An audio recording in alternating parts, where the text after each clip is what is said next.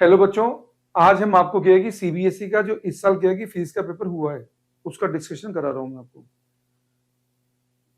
देखो section A का क्या है कि क्वेश्चन है जिसमें आपको दिखा हुआ है two charges plus Q each are kept to a distance apart, a third charge minus two Q is placed midway between them, the potential energy of the system is. ये चार ऑप्शन आपको दे रखे हैं। सॉल्यूशन देखिए इसका।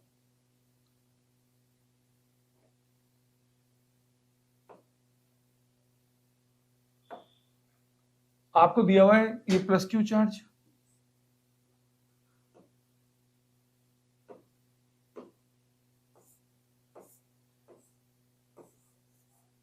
और ये plus Q charge. ये दोनों चार्ज क्या है कि कितने डिस्टेंस रखे हुए हैं? ये दोनों चार्ज रखे हुए हैं 2a डिस्टेंस पर। और देखो एक चार्ज और आपको दे रखा है माइनस टू क्यू, जिसको मिडवे पे रखा हुआ है। मिडवे का मतलब है वो रखा है यहां से ए पर। क्वेश्चन ने पूछा आपको सिस्टम की पोटेंशियल एनर्जी क्या होगी। आपको मालूम है दो चार्ज पार्टिकल की पोटेंशियल एनर्जी होती है K Q one Q two गुना आर। तो लगाते हैं अपन और स्टार्ट करते हैं सॉल्यूशन। देखो ये तो क्या है कि क्वेश्चन का कॉन्सेप्ट है।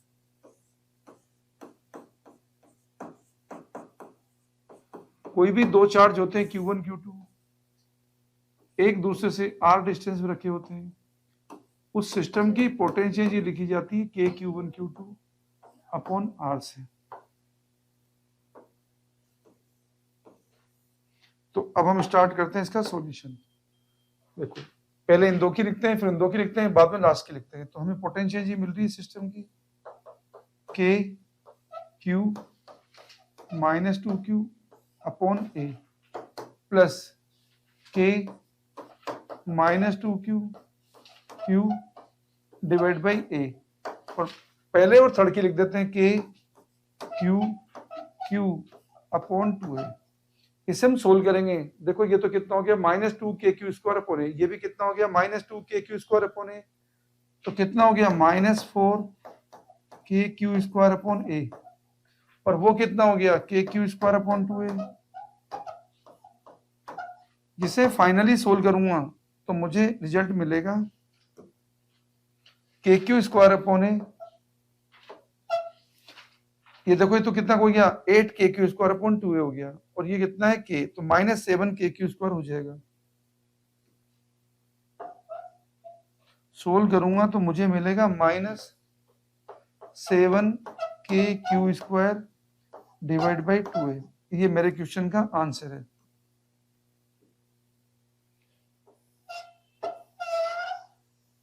तो ये आपका क्या है कि फर्स्ट क्वेश्चन सोल्व हो गया है। आगे चलते हैं अपन।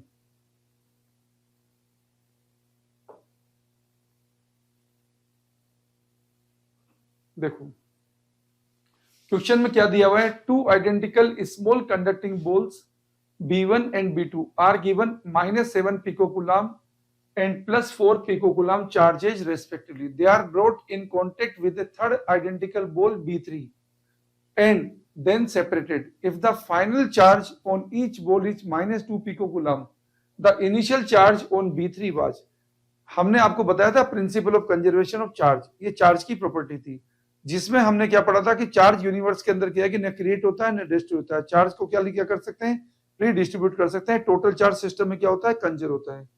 तो ये हमारा की कंसेप्ट है। तो देखिए कॉन्सेप्ट क्या है इस क्वेश्चन को सोल्व करने का।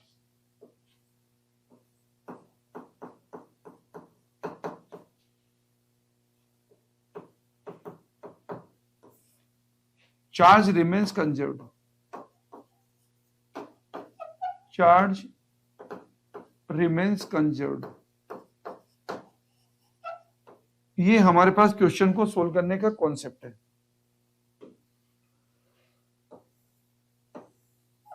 अब हमें क्या दे रखा है, B1 B2 जो बोल्स हैं, सॉल्यूशन बता रहे हैं आपको। इनिशियल चार्ज इक्वल टू रहेगा फाइनल चार्ज। B1 पे कितना चार्ज है माइनस 7 पिकोकूलम, B2 पे कितना चार्ज है, B2 पे है प्लस 4, और तीसरी को जो लेके आए मान लेते हैं B3 वाली, उस पे X चार्ज है। कौन सी वाली पे, B3 वाली पर। पर आपको बोला है ज्वाइन कराने के बाद सभी बोल्स पे कितना कितना चार्ज है, -2 पिको कूलम। ये 3 बोल्स है ना, सभी पे -2 है, इसका मतलब -2 × 3, ये हो गया -6। इनिशियल चार्ज इक्वल हो गया फाइनल चार्ज। तो देख रहे हैं हम कितना हो गया, -7 + 4 कितना हो गया, -3। तो x कितना हो गया यहाँ पर, x हो गया -6 + 3, तो कितना हो गया, -3 पिको कूलम। इससे आपको पता चला है कि जो बॉल B3 थी उस पर क्या है कि पहले कितना चार्ज था, -3 पिको कूलम चार्ज था। ओके, यही हमारे क्वेश्चन का आंसर है।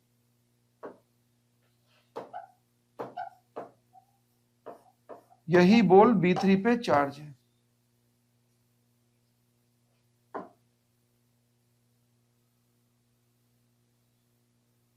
ये फोटो इलेक्ट्रिक इफेक्ट का क्वेश्चन है जो आपको क्या बता रहा है, देखिए।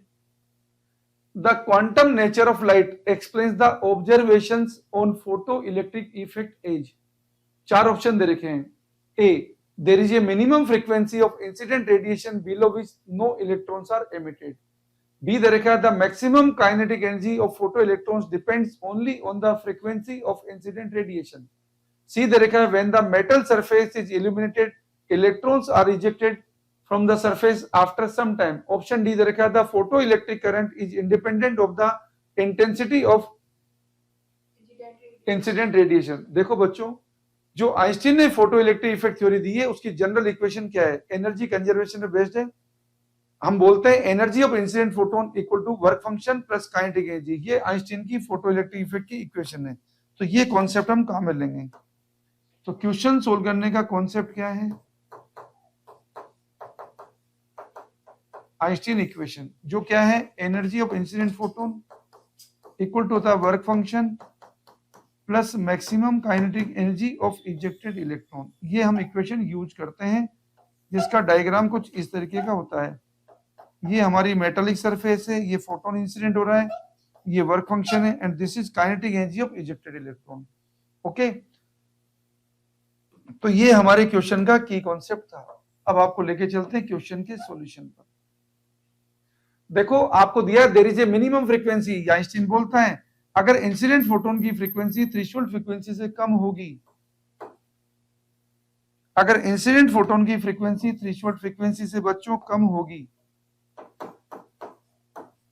तो उस मेटल की सरफेस से फोटो इलेक्ट्रिक एमिशन नहीं होगा। इसका मीनिंग ये बात सही है, मिनिमम फ्रीक्वेंसी चाहिए जब जाके फोटो इलेक्ट्रिक एमिशन होगा। अब ऑप्शन बी क्यों गलत है, कुछ बच्चे सोचते हैं कि ऑप्शन बी सही होना चाहिए, लेकिन यहां पे लिखा हुआ है डिपेंड्स ओनली। बच्चों मैक्सिमम काइनेटिक एनर्जी की वैल्यू देखो आप किस पे डिपेंड कर रही है, E-5 पर, एनर्जी ऑफ इंसिडेंट फोटोन के साथ साथ वर्क फंक्शन पे भी डिपेंड करती है, इसलिए बात गलत हो गई है। अब सी ऑप्शन देखो, बोर, ये जो आइंस्टीन की क्वांटम थ्योरी है ये क्या बोलती है, जो फोटोन गिरते हैं ना, उस फोटोन की एनर्जी को मेटल की सरफेस में पड़ा हुआ कोई पर्टिकुलर इलेक्ट्रॉन देता है, इस एनर्जी का क्या है कि डिस्ट्रीब्यूशन नहीं होता, जो वेव थ्योरी बोलती है। तो अगर फोटोन के पास एनर्जी सफिशिएंट है तो इलेक्ट्रॉन तुरंत निकलेगा या नहीं निकलेगा। ओके, इसलिए यहाँ पे कोई टाइम डिले नहीं होता आइंस्टीन की क्वांटम थ्योरी में, इसलिए सी ऑप्शन गलत हो गया। डी ऑप्शन क्या बोल रहा है, फोटो इलेक्ट्रिक करंट। बच्चों अगर आप क्या है कि इंटेंसिटी की बात करेंगे ना, तो देखो नंबर ऑफ फोटोन का क्या रिलेशन है, IAT divide by energy of one photon. तो बच्चों नंबर ऑफ फोटोन किससे रिलेटेड होते हैं, इंटेंसिटी से, और number of photon number of electron के प्रोपोर्शन होते हैं।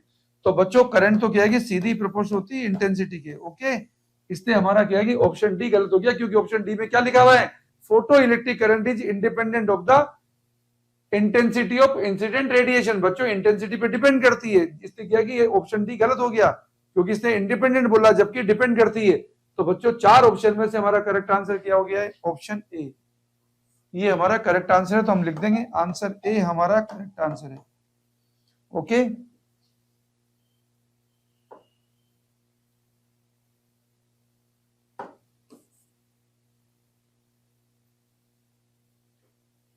अब बच्चों लेके चलते हैं आपको नेक्स्ट क्वेश्चन पर जो पूछा हुआ है, the radius Rn of the nth orbit in Bohr model of hydrogen atom varies with n as. बच्चों 4 ऑप्शन दे रखे हैं, देखो क्वेश्चन का क्या है कि कॉन्सेप्ट क्या बोल रहा है आपको। बच्चों बोर एटॉमिक मॉडल के अंदर जब आप रेडियस लिखते हैं तो बच्चों रेडियस का nth ऑर्बिट के अंदर फॉर्मूला लिखते हैं आप n square h square divided by 4 pi square m k z e square, ये फॉर्मूला लिखा जाता है बोर एटॉमिक मॉडल में। तो यहां से क्या है कि आपको डायरेक्ट दिख रहा है बच्चों कि रेडियस किसके प्रोपोर्शनल है, ये सॉल्यूशन है इसका। बच्चों रेडियस प्रोपोर्शनल है n स्क्वायर के। ओके, तो चारों ऑप्शन अगर आप देख रहे हैं तो यहां पे क्या है कि आपको ऑप्शन सी नजर आ रहा है बच्चों, यही हमारा करेक्ट आंसर है इसका, option C.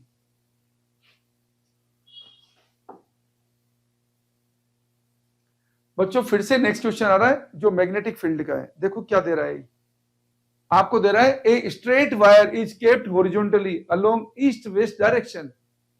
If a steady current flows in wire from east to west, the magnetic field at a point above the wire will point towards।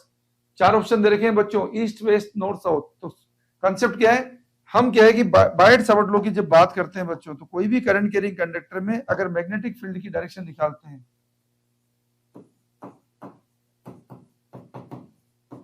तो बच्चों डायरेक्शन निकालने का कंसेप्ट हमारा ये है।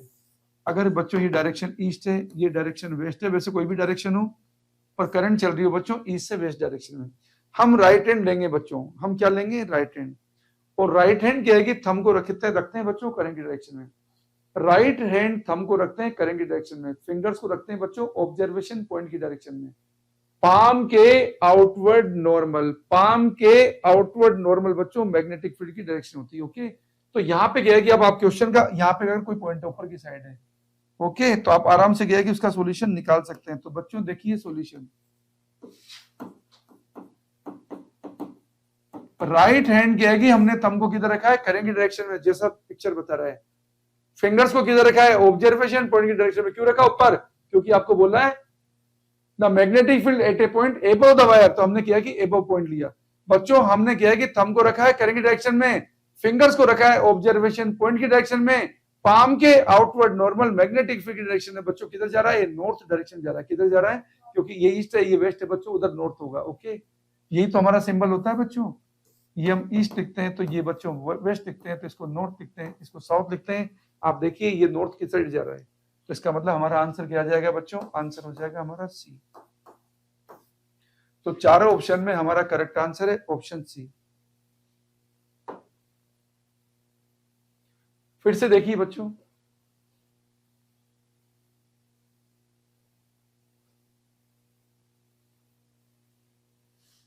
देखिए बच्चों आपको क्वेश्चन दे रखा है a galvanometer of resistance, a galvanometer of resistance 100 ohm is converted into an ammeter of range 0 to 1 ampere using a resistance of 0.1 ohm. The ammeter will show full scale deflection for a current of about। बच्चों चार option दे रखे हैं बच्चों, क्या है कि concept ये होता है, आपको सबको मालूम होता है कि आइडियल अमीटर का इंटरनेट जीरो होता है। जब भी गैलोमीटर को अमीटर में चेंज करना होता है तो गैलोमीटर के पैरेलल में लो रेजिस्टेंस वायर लगाते हैं जिसका नाम होता है शंट। शंट बच्चों एक मोटा वायर होता है, रेजिस्टेंस का फॉर्मूला होता है R equal to rho L upon A. जब क्या है कि क्रॉस सेक्शन एरिया ज्यादा होगा तो उसका रेजिस्टेंस क्या होगा, कम होगा। क्या होगा, कम होगा। तो बच्चों इसका की कॉन्सेप्ट आपको समझाते हैं। ये की कॉन्सेप्ट है बच्चों गैलोमीटर को अमीटर में चेंज करने का। देखो गैलोमीटर को अगर हमको अमीटर में चेंज करना है, जी गैलोमीटर का रेजिस्टेंस है, गैलोमीटर में फुल डिफ्लेक्शन करंट है, और ये बच्चों इसके पैरेलल में हमने लगा दिया। पैरेलल में क्यों लगाया, क्योंकि जब रेजिस्टेंस को कम करना होता है तो वायर को पैरेलल में लगाते हैं। ये आई बच्चों अमीटर की रेंज है, पैरेलल में वोल्टेज ड्रॉप सेम होता है बच्चों, तो आई G into ji equal to हो गया बच्चों आई minus I G into S. I minus I जी क्या है, इधर जो करंट आ रही है, जंक्शन लो से करंट डिस्ट्रीब्यूट होगी, तो यहां से बच्चों अपन एस निकाल सकते हैं। एस क्या आएगा, I G into G divided by I minus I G. Okay, ये हमारे क्वेश्चन को सोल्व करने का कॉन्सेप्ट था। अब हमसे क्या है कि जो पूछा है ammeter will show full deflection for a current of about, तो फुल डिफ्लेक्शन करंट आपको पूछिए, निकाल सकते हैं बच्चों। देखो आपको क्या दे रखा है, गैलोमीटर में रेंज दे रखी 1 एम्पियर, और आपको क्या दे रखा है, गैलोमीटर का रेजिस्टेंस दे रखा है आपको 100 ओम। बच्चों क्वेश्चन में जी दे रखा है, क्वेश्चन में जी दिया आपको 100 ओम और आई दे रखा है बच्चों आपको 1 एम्पियर और साथ में शंट की रेजिस्टेंस दे रखी है बच्चों 0.1 ओम और बच्चों आईजी पूछा है। अब आपको कोई तकलीफ ही नहीं है, अब आप सीधा फॉर्मूला लगा दीजिए बच्चों। एस कितना दिया है 0.1 equal to I G into G divided by I minus I G. इसे सोल्व करेंगे बच्चों, ये कितना आ रहा है 0.1 minus 0.1 I G equal to कितना आ गया 100 आई जी। इसे सोल्व करेंगे बच्चों, उधर ले जाएंगे तो कितना हो गया, ये हो जाएगा 100.1 आई जी इक्वल टू हो गया 0.1। तो बच्चों आई जी कितना हो गया 0.1 डिवाइड बाई 100.1। 0.1 से 0.1 कटा बच्चों 1/1001। 1001 का मतलब कितना होता है बच्चों 10⁻³ ओके। तो साफ दिख रहा है अप्रोक्सीमेटली कितना आ गया बच्चों 1 मिली एम्पियर ओके बच्चों।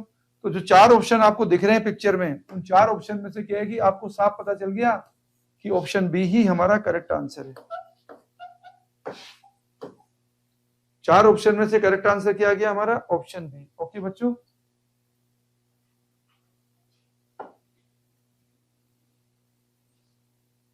फिर से लेके चलते हैं बच्चों मैग्नेटिक फील्ड के नए क्वेश्चन पर ओके। देखो क्वेश्चन क्या बोल रहा है आपको, क्वेश्चन बोल रहा है a circular loop A of radius R carries a current I, another circular loop B of radius small r equal to r/20 is placed concentrically in the plane of A. The magnetic flux linked with loop B is proportional to। 4 option दे रखे हैं बच्चों। आपको मालूम है बच्चों इसका concept क्या है, कोई भी क्या करंट कैरिंग कोइल होती है बच्चों, उसके सेंटर पे क्या है कि फील्ड कैसे निकालते हैं।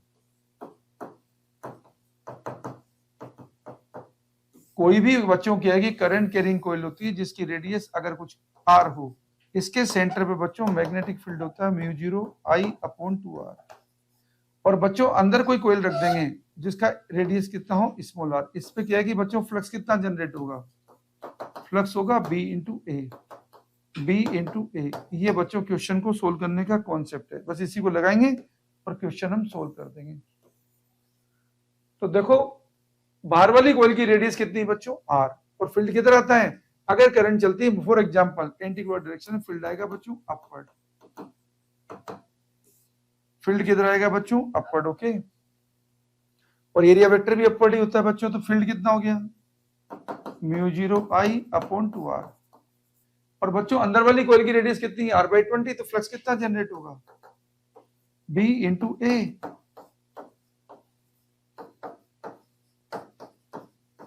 कितना, आपको तो केवल प्रोपोर्शनल देखिए, ऊपर आर पर आ जाएगा नीचे आ रहेगा बच्चों, तो आपको तो केवल प्रोपोर्शनलिटी पूछी है, आपको ज्यादा डिटेल में जाना नहीं है। तो बच्चों आपके लिए क्या है कि क्वेश्चन में फाई किसके प्रोपोर्शनल आ रहा है बच्चों, आर के प्रोपोर्शनल आ रहा है। तो ये 4 ऑप्शन जो देख रहे हैं बच्चों, 4 ऑप्शन में से आपको क्या है कि ऑप्शन ए करेक्ट आंसर दिख रहा है बच्चों। ये ऑप्शन ए यहाँ पे करेक्ट आंसर है बच्चों। तो लेके चलते हैं बच्चों आपको नेक्स्ट क्वेश्चन पर।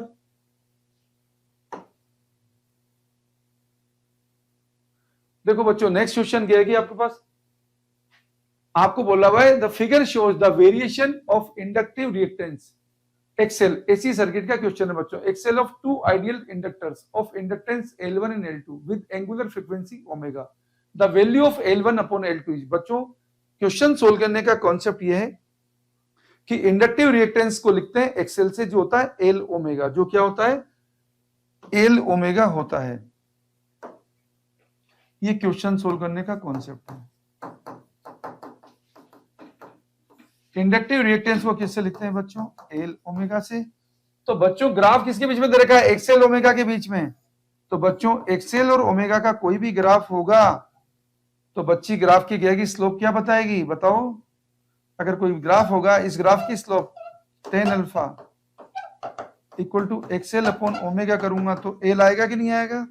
तो ग्राफ की स्लोप क्या बता रही है, इंडक्टेंस की वैल्यू बता रही है। तो देखो आपको किसका रेशियो पूछा है L1 अपॉन L2 का, किसका रेशियो पूछा है L1 अपॉन L2 का। तो L1 upon L2 equal to क्या आ जाएगा, यह एंगल कितना है tan 30।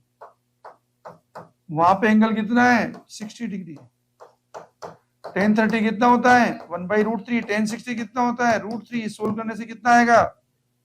तो बच्चों यहाँ पे क्या है कि ऑप्शन आ गया आपका 1/3। तो 4 ऑप्शन जो दिख रहे हैं उनमें आपको ऑप्शन डी करेक्ट आंसर दिख रहा है बच्चों। तो हमारा आंसर हो गया आंसर डी। ओके बच्चों, ये हमारे क्वेश्चन का आंसर हो गया है। ओके, और आगे लेके चलते हैं बच्चों।